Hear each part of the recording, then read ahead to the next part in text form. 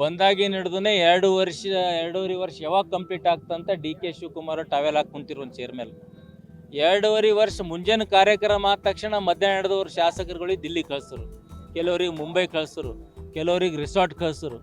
ನಿನ್ನೆ ನೋಡಿದೆ, ಮಾಧ್ಯಮದಲ್ಲಿ ನೋಡಿದೆ, ನಿನ್ನೆ ಒಂದು 16-20 ಶಾಸಕರು ದೇವನಹಳ್ಳಿ ಏರ್ಪೋರ್ಟ್ ಹತ್ರ ರಿಸಾರ್ಟ್ದಲ್ಲಿ ಡಿನ್ನರ್ ಮಾಡ್ತಾ ಇದ್ದಾರೆ.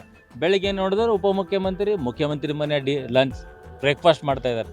ಇಲ್ಲಿ ಜನರಿಗೆ ಒಂದು ತಿಂಡಿ ಸಿಗ್ತಾ ಇಲ್ಲ, ಒಂದು ಹೊತ್ತು ಊಟ ಸಿಗ್ತಾ ಇಲ್ಲ, ಬ್ರೇಕ್ಫಾಸ್ಟ್ ಮಾಡ್ಲಿಕ್ಕೆ ಅನ್ನ ಸಿಗ್ತಾ ಇಲ್ಲ ನಮ್ಮ ರೈತರಿಗೆ, ಪರಿಶಿಷ್ಟ ಜಾತಿ ಪರಿಶಿಷ್ಟ ಪಂಗಡದವರಿಗೆ. ಇಲ್ಲಿ ಇವರು ಅದರಲ್ಲೇ ಬ್ಯುಸಿ ಆಗ್ಯಾರ. ಈ ಸರ್ಕಾರ ನಡೆಸ್ರಿ, ಜನರು ಸರ್ಕಾರ ನೀವು ನಡೆಸ್ರಂತೆ 135 ಸೀಟ್ ಗೆದ್ಸಿದೆ. ಎದಕ್ಕೆ? ಒಂದು ಒಳ್ಳೆ ಸರ್ಕಾರ ಆಡಳಿತ ಮಾಡ್ತೀರಿ, ಜನರಿಗೆ ಒಳ್ಳೇದಾಗ್ತಾ ಅಂತ. ಎಲ್ಲಾಗ್ತಾ ಇದೆ?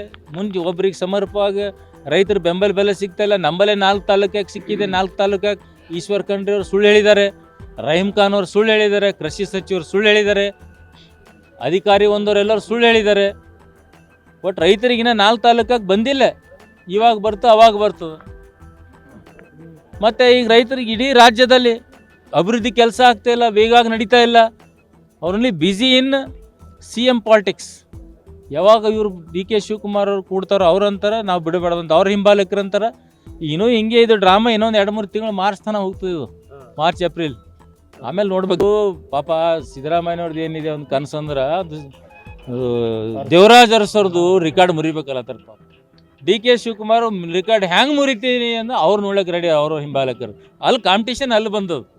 ರಿಕಾರ್ಡ್ ಅವ್ರು ಮಾಡ್ಕೊಡಲ್ಲ, ನಾನು ರಿಕಾರ್ಡ್ ಮಾಡ್ತೀನಿ ಅಂತ ಇವ್ರಲ್ಲತ್ತಾರ.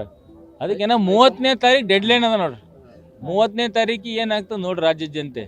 If you like this video ಬೇಗ ಲೈಕ್ ಮಾಡಿ, ಕಾಮೆಂಟ್ ಮಾಡಿ, ಶೇರ್ ಮಾಡಿ ಹಾಗೂ ಯೋಯೋ ಟಿವಿ ಕನ್ನಡವನ್ನು ಸಬ್ಸ್ಕ್ರೈಬ್ ಮಾಡಿ.